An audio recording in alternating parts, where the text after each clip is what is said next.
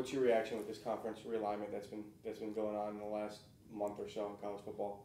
Well, I never thought it was going to be a major blow-up of college football. I always thought that since the presidents are the ones that make the decisions, the presidents by nature are more calculating, more measured, more analytical, and so I just didn't think they were going to actually pull the trigger and blow up college football as we know it today. So you pretty much, there was a lot to do, much ado about really nothing in the end, because the Big 12 still has 10 schools. They're not going anywhere. They still have Texas and Oklahoma.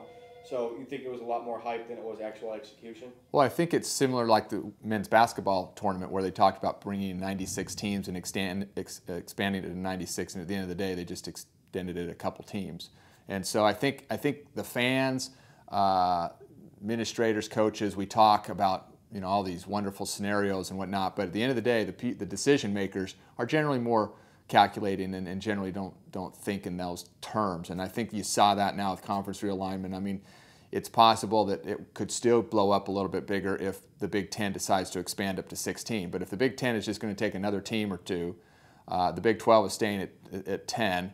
The Pac-10 maybe takes Utah to get up to 12.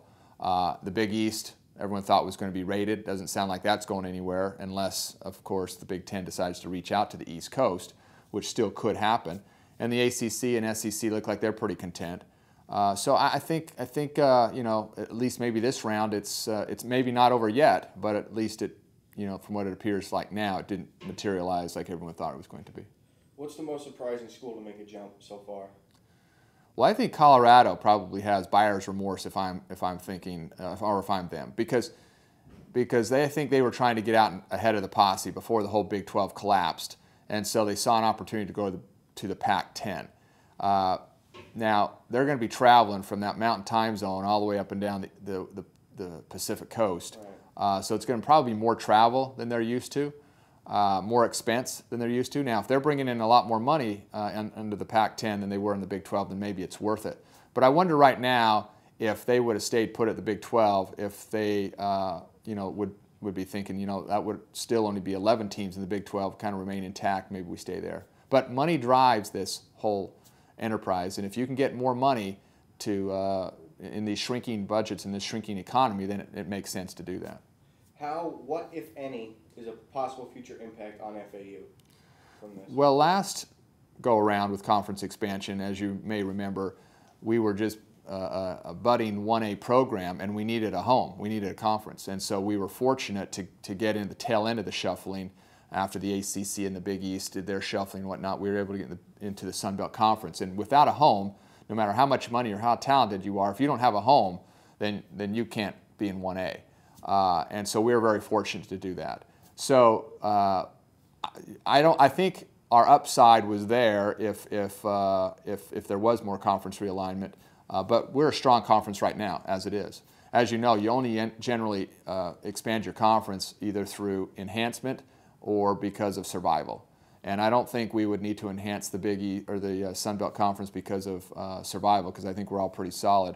But if we could enhance the Sun Belt Conference, maybe we could even raise our team limit to maybe 12 and maybe even have a playoff. So I mean, there's still some possibilities for the Sun Belt, but I think it would all have been it all will have been good, or it would all be good if we could regardless of what happens. I don't think we had a downside in this.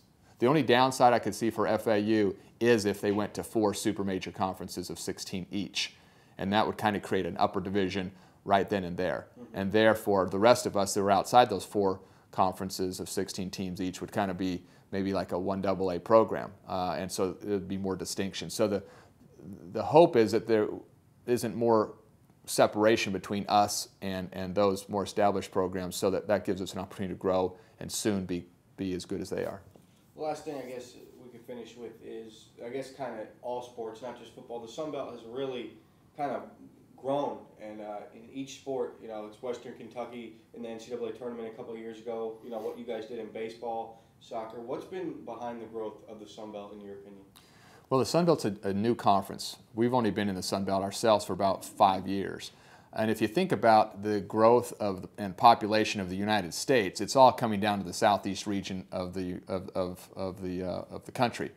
everyone's gravitating from the north down to the south. And so when you have all of our teams located in hotbed recruiting areas of Texas, Louisiana, Alabama, and Florida, you're going to have a lot of top prospects there. And they can't all go to the top schools in the country because there's a lot more prospects than there are top schools.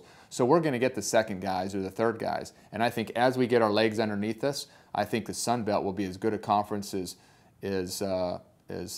Conference USA, the WAC, Mountain West, and even the Big East. I think we could, 5-10 years, be every bit as good as the other conferences.